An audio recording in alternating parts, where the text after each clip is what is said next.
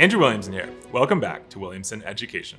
Well, in our most recent lesson, we looked at complex issues involving the two most important punctuation marks, periods and commas. In today's lesson, we'll explore two commonly used, but less important punctuation marks. These marks are the colon and the semicolon. Before we go too much further, it's probably worth establishing what each of these marks looks like. The colon looks like two periods, one on top of the other. The semicolon, on the other hand, looks like a comma with a period floating above it. These two marks can sometimes perform similar functions, but in most instances they work quite differently. Let's start our exploration by looking at the functions of the colon. As I've already mentioned, the colon is a mark consisting of two periods, one hovering slightly above the other.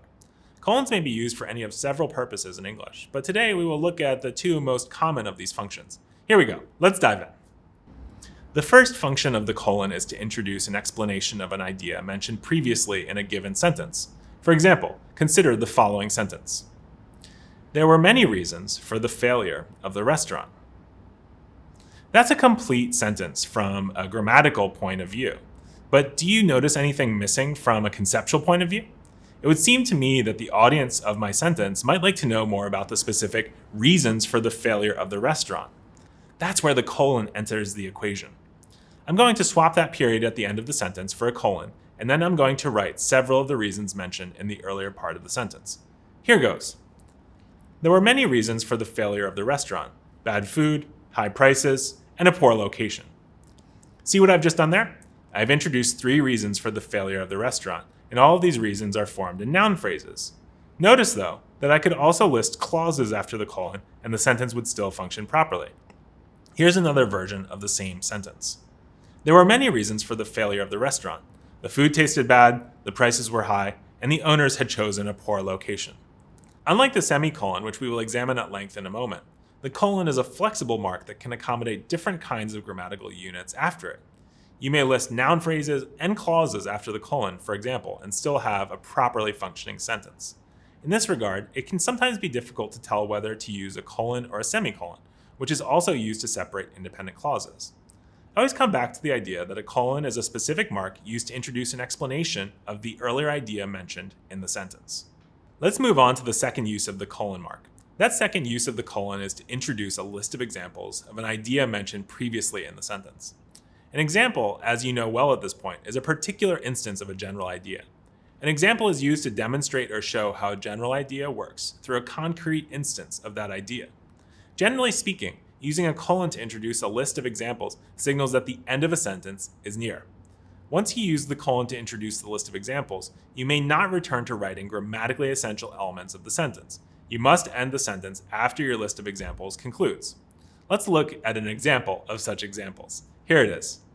Many different kinds of fruit grow in the tropics: bananas, passion fruits, and avocados. See what I've done there?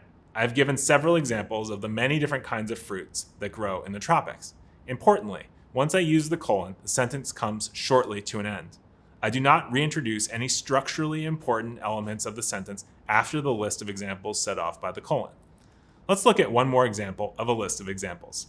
There were several different types of piano to choose from at the music store: upright, baby grand, and grand.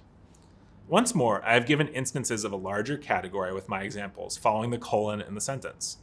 The words that come after the colon provide examples of the many different types of pianos mentioned in the first half of the sentence. And once more, the sentence comes to an end shortly after I mention these examples, indicating that no more grammatically essential elements of the sentence are required after the colon is used. Now that we've looked at two of the most common uses for the colon, let's move on to its close cousin, the semicolon. As I mentioned at the beginning of the lesson, the semicolon looks like a comma with a period on top. It's like a blend of a comma and a period.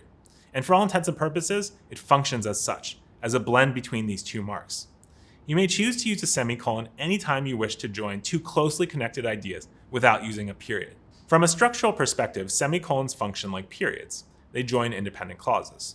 In fact, in order for a semicolon to be working properly, you must have an independent clause on both sides of the semicolon.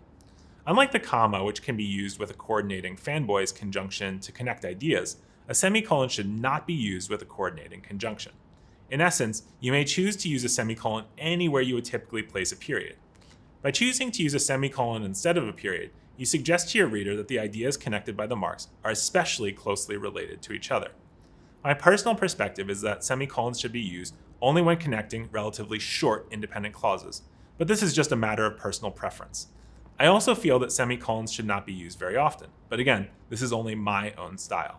Before we go too much further, let's look at a couple examples of correct semicolon usage. Here's the first one. The plane was running late. I was mad. Notice that in this sentence, we have two independent clauses connected by a semicolon. I have chosen to use a semicolon here to suggest a close connection between the two ideas mentioned in the two clauses. Without using either a coordinating or a subordinating conjunction, I suggest a relationship between the late arrival of the plane and my anger. It is because the plane is late that I am mad. The semicolon does that work for me in this sentence. It suggests the logical relationship between the clauses without actually stating that connection. Somehow, the lack of a coordinating or subordinating conjunction actually heightens the sense of anger here. It's as though I'm so angry that I cannot join my ideas with a logical connecting word. In this instance, as in so many, saying less is a good way of saying more.